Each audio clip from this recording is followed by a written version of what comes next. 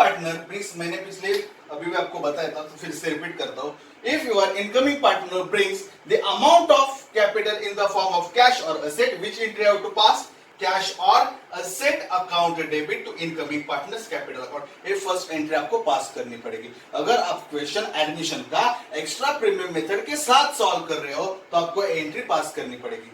आपको समझ में आएगा एक्स्ट्रा प्रीमियम मेथड और वैल्यूएशन मेथड, आपको किस मेथड से क्वेश्चन सॉल्व करना है आपको कैसे समझ में आएगा। अगर आपका इनकमिंग पार्टनर कैपिटल बिल आ रहा है और गुडविल बिल आ रहा है तो आपको समझना है आपको एक्स्ट्रा प्रीमियम मेथड से क्वेश्चन सॉल्व करना है।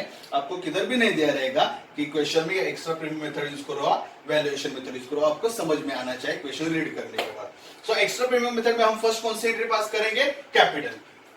जो सेकेंड एंट्री है और सेकेंड एंट्री हम लोग कौन सी पास करेंगे, जो गुडविल की अमाउंट है वो गुडविल की अमाउंट भी जो कैश में लाता है। तो सेकंड एंट्री हम लोग पास करेंगे cash account debit to goodwill, cash account debit to goodwill account. समझ रहा है, एक्स्ट्रा प्रीमियम मेथड में फर्स्ट एंट्री पास हुई कैपिटल की, कैश और bank account debit to incoming partners capital account, और सेकंड एंट्री हम लोग उससे पास करेंगे तो गुडविल की वो एंट्री रहेगी cash account debit to goodwill account, cash account debit to goodwill account.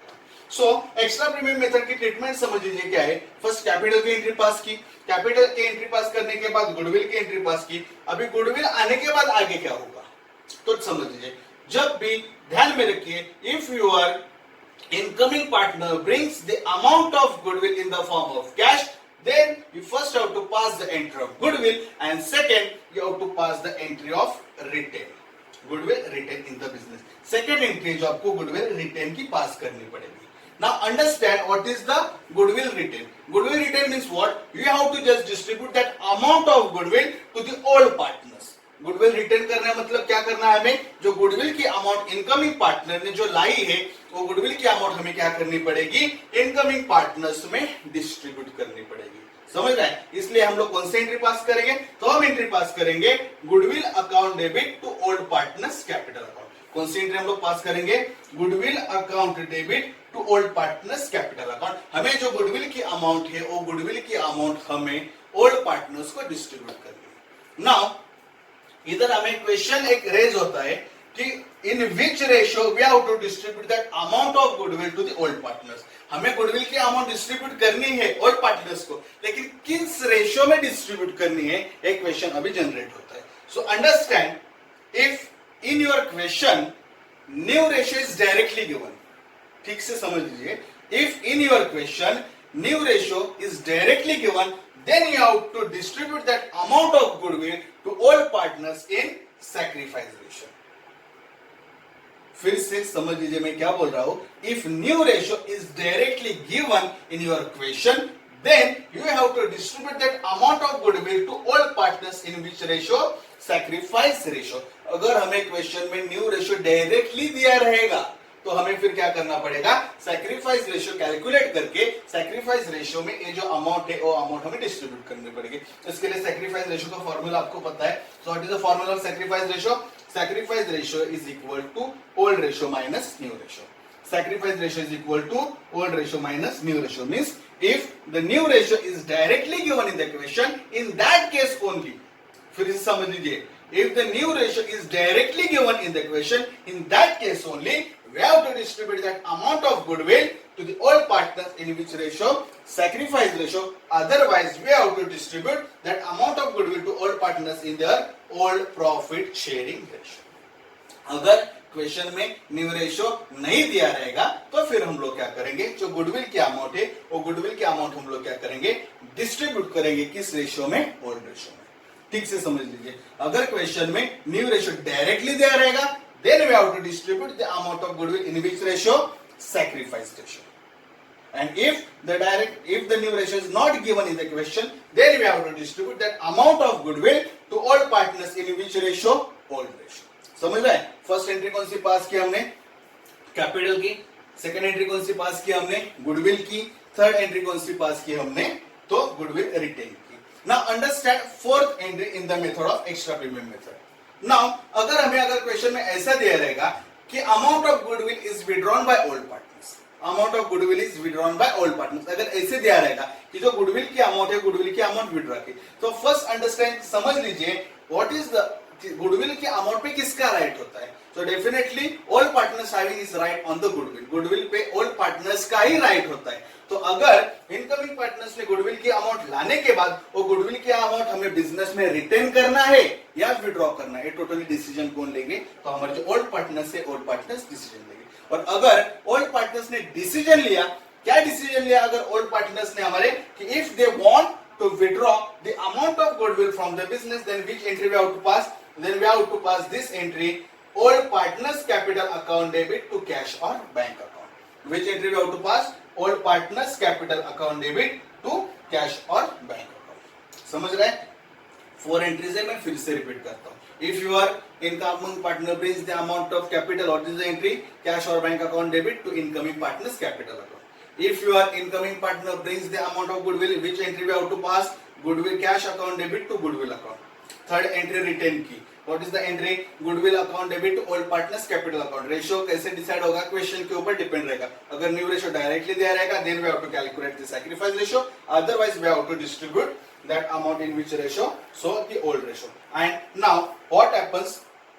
In the fourth entry, if all partners decided to withdraw the amount of goodwill, in that case, which entry we have to pass? All partners capital account debit to cash or bank account. Okay. अब now basically normal conditions में क्या होता है? जो old partners capital account debit to cash और bank, ये जो हम लोग विड्रॉ की एंट्री पास कर रहे हैं, इसमें ये ओल्ड पार्टनर्स कैपिटल अकाउंट किस रेशियो में डिस्ट्रीब्यूट करेंगे? तो हमेशा हम लोग किसमें डिस्ट्रीब्यूट करते हैं? तो याद रखिए ओल्ड पार्टनर्स का जो रेशियो है वो ओल्ड रेशियो में हम लोग डिस्ट्रीब्यूट करते हैं। मतलब गुडविल की अमाउंट जो विड्रॉ होगी, वो विड्रॉ के अमाउंट ओल्ड पार्टनर्स को किस रेशियो में हम लोग डिस्ट्रीब्यूट करेंगे? तो हम लोग ओल्ड रेशियो में डिस्ट्रीब्यूट करते हैं। लेकिन अगर आप रिलायबल देखेंगे या कौन से भी ऑथर्स की अगर हम लोग चेक करेंगे, तो बेसिकली क्या होता है, अगर सैक्रिफाइस रेशियो दिया रहेगा, अगर मतलब न्यू रेशियो देंगे क्वेश्चन में, और अगर हमने सैक्रिफाइस रेशियो कैलकुलेट किया रहेगा, तो काफी टेक्स्ट बुक्स में या काफी आपको रिलायबल में ऐसा जो old partners capital account debit हम लोग कर रहे हैं, वो जो अमाउंट है गुडविल की, हम लोग किस रेशियो में डिस्ट्रीब्यूट करते हैं? Sacrifice ratio. लेकिन हम लोग जो टेक्स्ट बुक रेफर करेंगे एचएससी का, तो हमारे स्टेट बोर्ड की टेक्स्ट बुक में हमें ऐसे नहीं बताया है कि जो ओल्ड पार्टनर्स कैपिटल मतलब गुडविल के अमाउंट हम लोग जो डिस्ट्रीब्यूट करेंगे वो सैक्रिफाइस रेशियो में डिस्ट्रीब्यूट करना है। समझ रहे? तो हमें ओल्ड पार्टनर्स कैपिटल अकाउंट जब हम लोग डेबिट करेंगे गुडविल विड्रॉ करने के टाइम पे, तो हमेशा याद रखें हमें वो अमाउंट जो है वो ओल्ड रेशियो में ही डिस्ट्रीब्यूट करना है।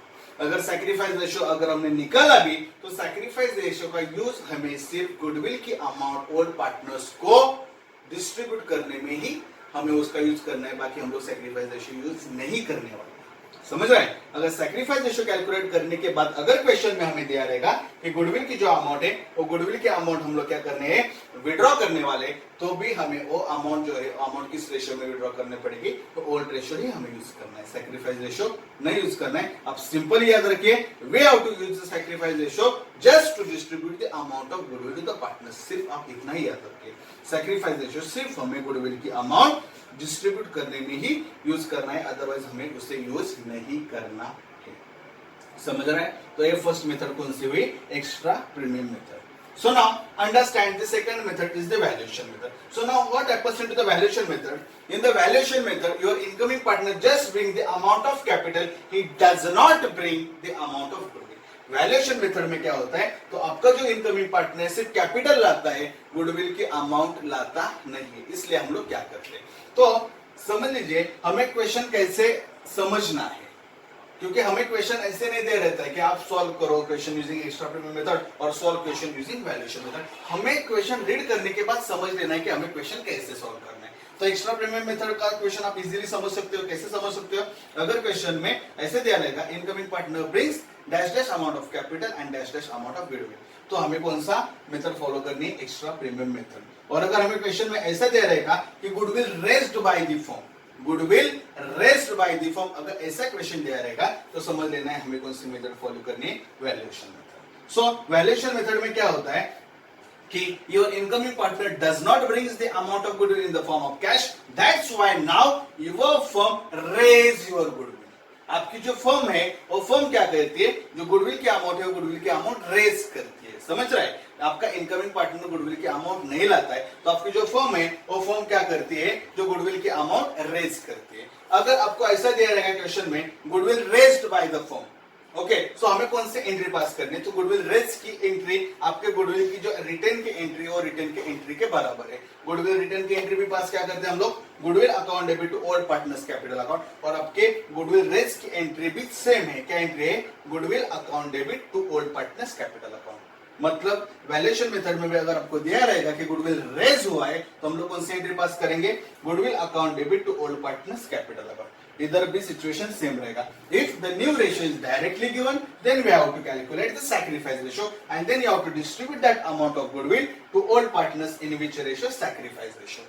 और अगर हम लोग को सैक्रिफाइस रेशियो नहीं कैलकुलेट करना है, कब नहीं कैलकुलेट करेंगे, अगर if the new ratio is directly not given, in that case you have to distribute that amount of goodwill to old partners in which ratio, old ratio.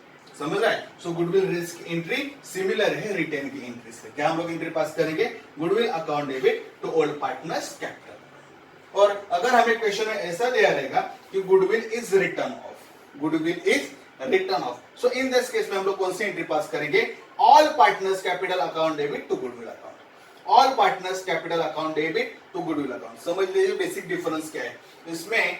Extra premium method में अगर हम लोग goodwill withdraw करेंगे तो कौन सी entry pass करते हैं, old partners capital account debit to cash और बैंक अकाउंट। इधर ओल्ड पार्टनर्स है और गुडविल राइट ऑफ के एंट्री में ऑल पार्टनर्स जो है, all partners capital account debit के। फिर से समझ लीजिए, अगर गुडविल रेज होगा तो हम लोग कौन सी एंट्री पास करेंगे, goodwill account debit to old partners capital account. अगर गुडविल रिटर्न ऑफ होगा तो कौन सी एंट्री पास करेंगे, all partners capital account debit to goodwill account. और डेफिनेटली अगर all partners capital account debit होना है तो डेफिनेटली हमें कौन सा रेशियो कैलकुलेट करना पड़ेगा, न्यू रेशियो।